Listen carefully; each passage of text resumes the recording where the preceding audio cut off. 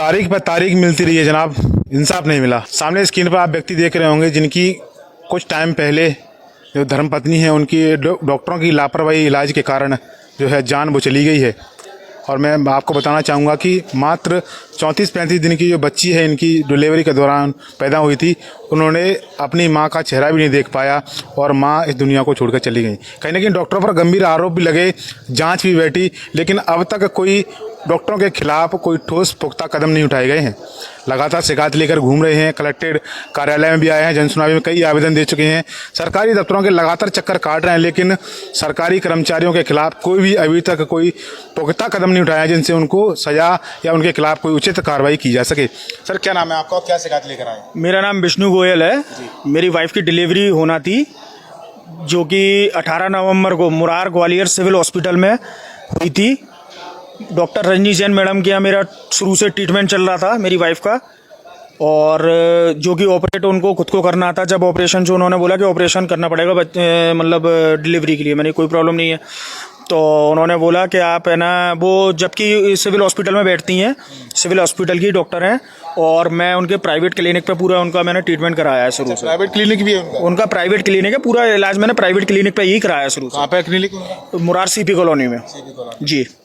तो क्या कुछ जो लापरवाही बरती की जिसकी आपकी जो वाइफ की जान चली? लापरवाही इनकी ये थी कि मैंने शनिवार की रात को, जैसे 18 तारीख को डिलीवरी हुई थी, सीजर से मेरी बच्ची हुई थी, मैं 17 तारीख की नाइट में शनिवार को गया था मैडम के पास में। मैडम वो आपने डिलीवरी के लिए बोला था ऐसे ऐसे आ जाना, तो मैं गया, तो मैडम ने मुझसे बोला आप सोमवार को सुबह 7-8 बजे के टाइम पर एडमिट कर देना, आ जाना आप सिविल हॉस्पिटल। मैंने कोई प्रॉब्लम नहीं मैडम। तो मैं सिविल सुबह ना 7 बजे लेकर के गया हुआ सिविल हॉस्पिटल, और 7 बजे का बैठा मैं मैडम को ही कॉल लगाया, मैडम ने मेरा कोई कॉल रिसीव नहीं किया।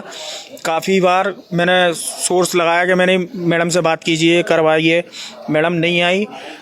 दिन में 1 बजे ले गए अंदर आए वो ऑपरेशन के लिए, 1 बजे, और फिर वो लेटी रही, मतलब ऑपरेशन चालू होना था 10 मिनट का 15 मिनट का जो भी होता है, लेकिन ऑपरेशन किया उन्होंने 2 बजे पहली बात। अच्छा, 1 घंटे बाद। और डॉक्टर मैडम रजनी सेन को ऑपरेशन करना था, उन्होंने ना करते हुए किसी अन्य से कराया।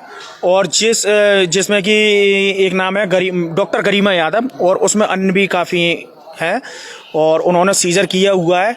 सीजर किया था तो उन्होंने सीजर से पहले मुझसे बोला कि आप एक काम कीजिए, जाना कराइए और लश्कर ले जाइए फत्तर वाले हॉस्पिटल। मैंने क्यों, तो बोलते हैं कि इसको गवर्नमेंट जो डॉक्टर हैं उनने आश्वासन दिया कि आप प्राइवेट अस्पताल में ले जाइए। हाँ, नहीं, उन्होंने मुझसे बोला कि आप है ना लश्कर ले जाइए पत्थर वाले में, बड़े हॉस्पिटल में। नहीं, मैं बानी ले जाऊँगा, प्राइवेट ले जाऊँगा, प्राइवेट डिलीवरी कराऊंगा, मुझे नहीं है कोई प्रॉब्लम, मेरे को आप दे दीजिए।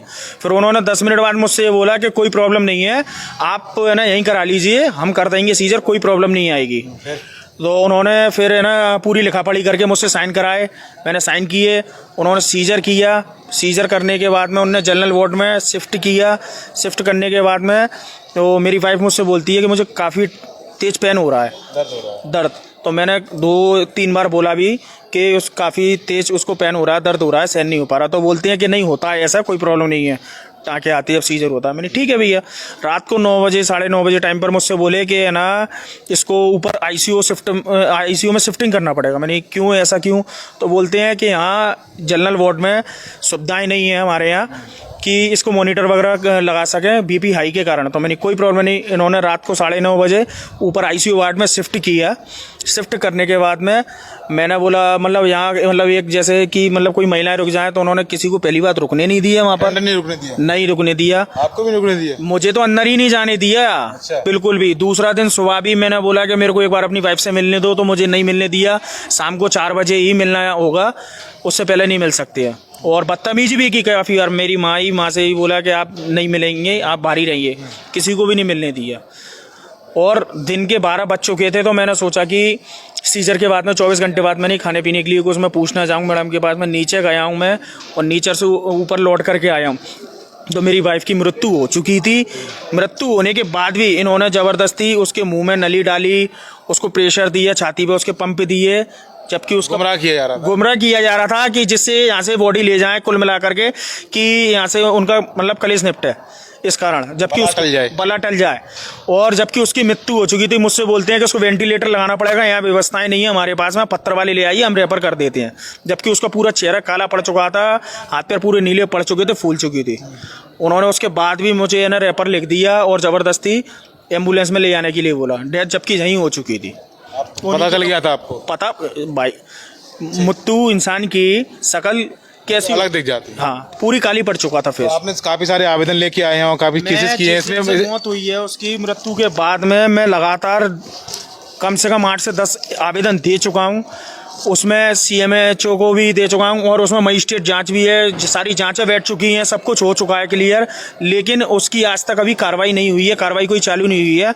मैं उसकी कार्रवाई के लिए लेने के लिए आज फिर एक आवेदन देने आया हूँ। अब क्या चाहते हैं आप? मैं जो आज मेरे साथ में हुआ है ये किसी के साथ में ना हो, पहली चीज़। दूसरी चीज़, जो गलती मेरे साथ में हुई है, जिन डॉक्टरों ने सीजर किया है उनको सज़ा मिलनी चाहिए। मेरी बच्ची के लिए मुझे न्याय चाहिए, क्योंकि मेरे पास में छोटी बच्ची है, मैं अभी बेरोज़गार हूँ, कोई काम नहीं कर पा रहा हूँ, मैं उसी को ये पाल रहा हूँ। मेरे घर में उसको और पालने वाला कोई नहीं है। मेरी माँ है, वो पैरों से लाचार है, और मैं हूँ, और मेरे घर में कोई नहीं है। मैं अपनी बच्ची के न्याय के लिए मैं आ रहा हूँ बार बार इधर, और जिन्होंने गलत किया है उनको सज़ा मिलना चाहिए।